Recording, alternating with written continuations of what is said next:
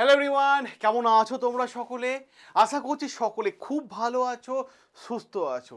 আজকের ভিডিওটা যারা গ্রাম পঞ্চায়েতে প্রস্তুতি নিয়েছো তাদের জন্য মারাত্মক লেভেলে গুরুত্বপূর্ণ একটা ভিডিও। হ্যাঁ, মারাত্মক লেভেলে গুরুত্বপূর্ণ, কারণ গত কয়েকদিন ধরে একটা প্রশ্ন প্রত্যেক গ্রাম পঞ্চায়েত প্রার্থীর মনে পরীক্ষার্থীর মনে একটা বারবার প্রশ্ন কিন্তু ঘুরপাক খাচ্ছে। প্রশ্নগুলো কি? সবার প্রথমে আমি প্রশ্নগুলো দেখিয়ে দিই। প্রশ্ন হচ্ছে সবার প্রথমে, হঠাৎ করে গ্রাম পঞ্চায়েতের রেজিস্ট্রেশন বন্ধ হয়ে গেল কেন?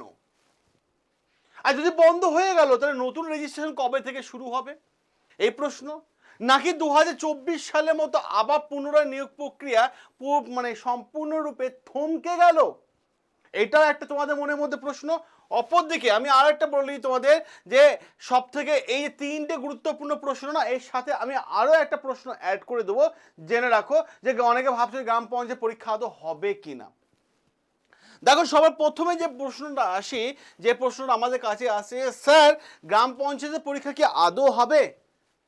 তার উত্তর পেতে হলে এই ভিডিওটা তোমার কাছে সমস্ত প্রশ্নের উত্তর দিয়ে দেবে, এবং এই ভিডিওটা শুরু থেকে শেষ পর্যন্ত দেখো, তাহলে তুমি সমস্ত তথ্য এবং উত্তর পেয়ে যাবে। এবং মাঝ পথে এই ভিডিওটা ছেড়ে দিলে তুমি অনেকগুলো তথ্য মিস করে যাবে।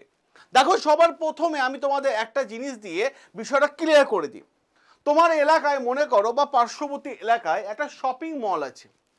সেই মলটা কি করলো, হঠাৎ করে দুদিনের জন্য বন্ধ হয়ে গেল।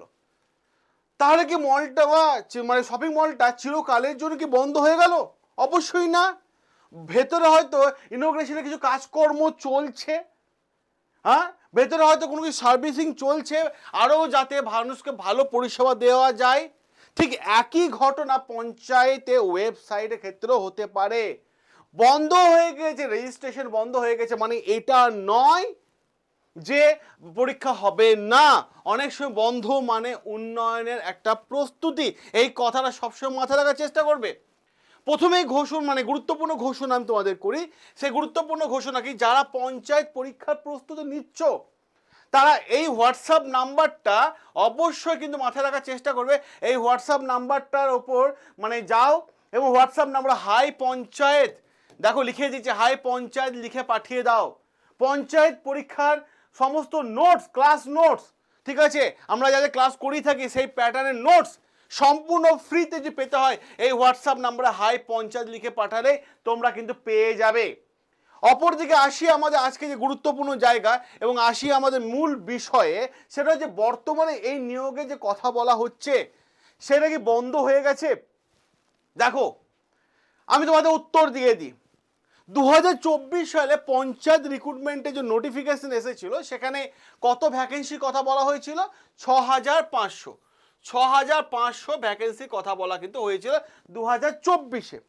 এবং এই নোটিফিকেশনের উপর ভিত্তি করে এতদিন রেজিস্ট্রেশন চলছিল, সেটা তোমরা অফিসিয়াল ওয়েবসাইটে গিয়েও দেখেছিলে। কিন্তু বর্তমান সময়ে যখন ওয়েবসাইটটা খুলে দেখছো, রেজিস্ট্রেশন অপশানটা নেই। আগে যেটা ছিল হঠাৎ করে সেটা কি উধাও হয়ে গেল?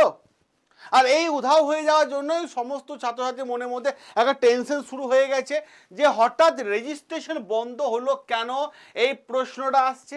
আর এই প্রশ্নের উত্তর আমি দেব এই ভিডিওতে তিনটে পয়েন্টকে সামনে রেখে, তিনটে পয়েন্টকে লক্ষ্য করে। সবার প্রথমে যদি আমি উত্তরটা দিই তোমাদেরকে, দেখো একটা কারণ আমার মনে হচ্ছে যে নতুন ওয়েবসাইট এবং সার্ভার আপডেট। কেন, কি বিষয়টা? দেখো, আগের তুলনায় অনেক বেশি পরীক্ষার্থী আবেদন করবে পঞ্চায়েতে, কারণ 5 বছর বয়স আরও এক্সটেন্ড করে দেওয়া হয়েছে।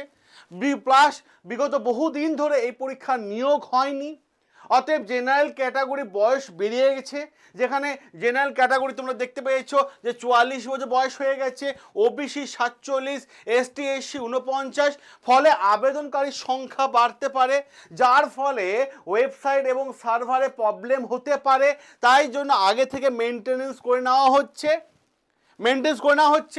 অনেকেই তোমরা দেখেছো রেলওয়ে বা এসএসসি বা অন্যান্য পরীক্ষা ফর্ম ফিল আপ করতে গিয়ে নানান সমস্যা দেখা যায়, যেখানে সার্ভার ডাউন হয়ে গেছে, পেমেন্ট আটকে গেছে, ফর্ম সাবমিট হচ্ছে না, তারপর শেষমেশ ডেট এক্সটেন্ড করা হচ্ছে। কারণ একটাই যে ভাই সার্ভারে যাতে প্রবলেম না হয়, তার জন্য হয়তো সার্ভার মেনটেন্যান্সের কাজ চলছে। তাই কমিশন যদি আগে থেকে সার্ভারটাকে একটু শক্তিশালী করার কাজ করে থাকে, তাহলে তোমাদের টেনশন নেবার আর কোনো জায়গা নেই। টেনশন করো না, পরীক্ষা হবে। অপরদিকে 2 নম্বর কারণ আমার যেটা পার্সোনালি মনে হচ্ছে, তার আগে আমি তোমাদের বলে দিই, মিশন পঞ্চায়েত ব্যাচ চলে এসেছে। মিশন পঞ্চায়েত ব্যাচ চলে এসেছে। যারা পঞ্চায়েতে ব্যাচ নিতে চাও তারা এই ভিডিওর কমেন্ট বক্সে চলে যাও, পঞ্চায়েত ব্যাচের লিঙ্ক দেওয়া আছে। কারণ প্রচুর পরিমাণে পরীক্ষার্থী ফর্ম ফিল আপ করবে এবং মাথায় রাখার চেষ্টা করবে এই ফর্ম ফিল আপে, ঠিক আছে, এই ফর্ম ফিল আপের ফলে তোমাদের কম্পিটিশন কিন্তু অনেকটা বেশি হাই হয়ে যাবে। অতএব একটাই কথা তোমাদের আমি বলবো, যারা পড়াশোনা করছো এবং যারা প্রস্তুতি নিতে চাইছো, তারা পঞ্চায়েত ব্যাচ যা নিতে চাইছো, কম্পিটিশন এবং প্রপার প্ল্যান এবং স্ট্র্যাটেজি এবং কমপ্লিট কোর্স যারা করতে চাইছো, তারা এই ভিডিও কমেন্ট বক্সে গিয়ে ব্যাচের লিঙ্ক দেওয়া আছে, সেই লিঙ্কে ক্লিক করে ব্যাচটা নিয়ে নাও। 2 নম্বর কারণ আমার যেটা মনে হচ্ছে, 2 নম্বর কারণ 2024 সালে পুরনো রেজিস্ট্রেশন ডাটা রিকভার করা। দেখো সার্ভারে সমস্ত ডাটা আপডেট থাকে, অনেক সময় নানান টেকনিক্যাল প্রবলেম হয়ে থাকে। কারণ অনেক পরীক্ষার্থী জানাচ্ছে যে তারা আগের রেজিস্ট্রেশনের তথ্য দেখতে পাচ্ছে না, মানে পুরনো ডাটা দেখা যাচ্ছে না। তাহলে এর মানে এটা হতে পারে যে সার্ভারকে ঠিকঠাক মতো মেনটেন্স করা হচ্ছে, রিকভার করা হচ্ছে। পুরনো ডাটা ফ্রি আনার আবেদন করা, মানে সেটা ফ্রি আনার চেষ্টা করা হচ্ছে, বা কোনো একটা সমস্যা হয়েছে আর এই সমস্যার জন্য সার্ভার ঠিকঠাক মতো করে দেখে নেওয়া হচ্ছে, চেক করে নেওয়া হচ্ছে। অপরদিকে আরও একটা গুরুত্বপূর্ণ কারণ আমার মনে হচ্ছে 3 নম্বর কারণ, যে ফর্ম ফিল আপের ফরম্যাট, ঠিক আছে, ফর্ম ফিল আপের ফরম্যাট তৈরি করা। এতদিন শুধুমাত্র রেজিস্ট্রেশন করেছো, এবার এখনও ফর্ম ফিল আপ শুরু হয়নি, এবার সম্ভবত রেজিস্ট্রেশনের পাশাপাশি পুরো অ্যাপ্লিকেশনের প্রসেস হয়তো যোগ করে দেওয়া হবে, তাই ওয়েবসাইট স্ট্রাকচার পরিবর্তন করা হচ্ছে, এটাও হতে পারে। হ্যাঁ, এটাও হতে পারে। প্রশ্ন একটাই, কমিশন যদি এখন 5 বছর মানে মানে 5 দিন যদি সময় নিচ্ছে সিস্টেম ঠিক করার মতো, তাহলে 5 লক্ষ ছাত্রছাত্রী সমস্যা সহজে যাতে এড়ানো যায়, তাহলে এই তো খুব ভালো উদ্যোগ, এই তো খুব ভালো উদ্যোগ। এবার প্রশ্ন হচ্ছে পরীক্ষা কি হবে। অনেকের মাথার মধ্যে প্রশ্ন হচ্ছে যে পরীক্ষা কি হবে। আমি এই প্রশ্নের উত্তরে তোমাদের বলে দিই, হ্যাঁ, পরীক্ষা হওয়ার সম্ভাবনা সব থেকে বেশি। কারণ সরকার নিজে এই কথা ঘোষণা করেছে, বরং এখনো পর্যন্ত পরীক্ষা বাতিল হওয়ার কোনো বিজ্ঞপ্তি আসেনি। এবং খুবই গুরুত্বপূর্ণ কথা আমি তোমাদের আরেকটা বলি, রেজিস্ট্রেশনের কোনো লাস্ট ডেট এখনো পর্যন্ত ঘোষণা হয়নি। আর এইটাই হচ্ছে সবথেকে গুরুত্বপূর্ণ প্রশ্ন, গুরুত্বপূর্ণ বিষয়। কারণ যখন পরীক্ষা খুব কাছে থাকে, রেজিস্ট্রেশনে লাস্ট ডেট আগে থেকে জানিয়ে দেওয়া হয়, সেটা এখানেও হয়নি, সেটা এখানেও হয়নি। অর্থাৎ নিয়োগ প্রক্রিয়া এখন চলমান অবস্থায় রয়েছে। তাহলে রেজিস্ট্রেশন আবার কবে থেকে শুরু হবে, এটা অনেকের প্রশ্ন। নতুন করে রেজিস্ট্রেশন আবার কবে থেকে করতে পারবে, এখনো পর্যন্ত সরকারিভাবে ডেটা ঘোষণা করা হয়নি। এটা পরিষ্কার করে বলে রাখছি আমি তোমাদেরকে, মাথায় রাখার চেষ্টা করবে।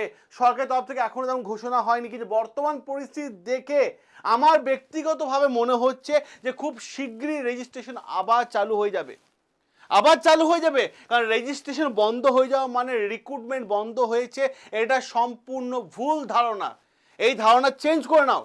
অপরদিকে সিলেবাসে কি কি পরিবর্তন করতে হবে, বর্তমানে তেমন কোনো ইঙ্গিত নেই। অনেকে বলছে সিলেবাস পরিবর্তন হবে, তেমন কোনো আপডেট আসেনি। আপাতত পুরনো সিলেবাস ধরেই পড়াশোনা চালিয়ে যাও, পুরনো সিলেবাস ধরে দেখো কি আছে। ম্যাথের ক্ষেত্রে এই কয়েকটা জায়গা, ঠিক আছে, পড়লেই তোমার কিন্তু আরামসে পঞ্চায়েত পরীক্ষা ক্র্যাক করা যায়। কিন্তু প্যাটার্ন জানতে গেলে এবং কোন ট্রিক্স অ্যাপ্লাই করব, কোন মানে চ্যাপ্টার কতগুলো ট্রিক্স আছে সেগুলো জানতে গেলে না, এই ভিডিও কমেন্ট বক্সে চলে যাও, পঞ্চায়েত ব্যাচের লিঙ্ক দেওয়া আছে, ওই লিঙ্কে ক্লিক করে নিজের লাইফটাকে উজ্জ্বল করে নাও।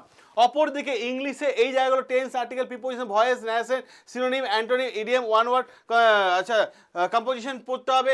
বেঙ্গলি সিলেবাস দেখো, সন্ধি, সমাস, কারক, বিভক্তি, এক কথা প্রকাশ, বাগধারা, বাংলা সাহিত্য, পশ্চিমবঙ্গের সংস্কৃতি এবং বিখ্যাত লেখক সাহিত্য, এই জায়গাগুলো তোমাকে দেখতে হবে। এবার প্রশ্ন যে এক্সাম প্যাটার্নটা কি এই পরীক্ষার। এক্সাম প্যাটার্ন দেখো, বাংলা থেকে 25, ইংরেজি থেকে 25, ম্যাথ থেকে 25 আর জিকে থেকে 10, টোটাল 85। টোটাল 85। তাহলে আমি একটাই কথা তো তোমাদেরকে এই মুহূর্তে বলবো, অনেকে প্রশ্ন করে জিকেতে কি কি পড়বো।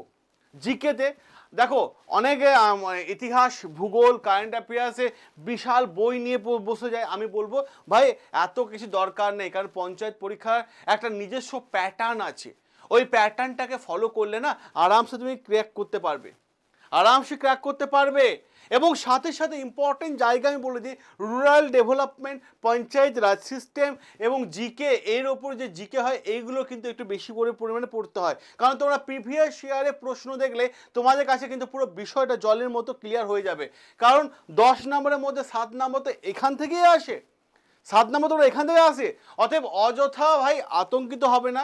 এই মুহূর্তে তোমার একটাই কাজ, ওর কাছে নেগেটিভ কথাবার্তা না শুনে পড়াশোনা এগিয়ে যাওয়া। ও অনেক সময় কি হয় না, গুজব নিয়ে মানুষ ব্যস্ত থাকে, আর যার ফলে ছাত্রছাত্রী সফল হতে পারে না, রেজিস্ট্রেশন করতে মানে করবো কি করবো না এই দু টানার মধ্যে থাকে। অতএব গুজব থেকে কিন্তু তোমরা দূরে থাকো এবং নিজের প্রস্তুতি এতটা স্ট্রং করো যাতে পরীক্ষা হলে তুমি যেন সাফল্য অর্জন করতে পারো এবং হাসি মুখে পরীক্ষা হল থেকে বেরিয়ে আসতে পারো। অতএব প্রিপারেশন তোমাকে জোরদার নিতে হবে। তাই একটাই কথা, যারা পঞ্চায়েতে ব্যাচ নিতে চাইছো এই ভিডিওর কমেন্ট বক্সে চলে যাও, সেখানে ব্যাচের লিঙ্ক দেওয়া আছে, সেই লিঙ্কে ক্লিক করলেই তোমরা ব্যাচ পেয়ে যাবে।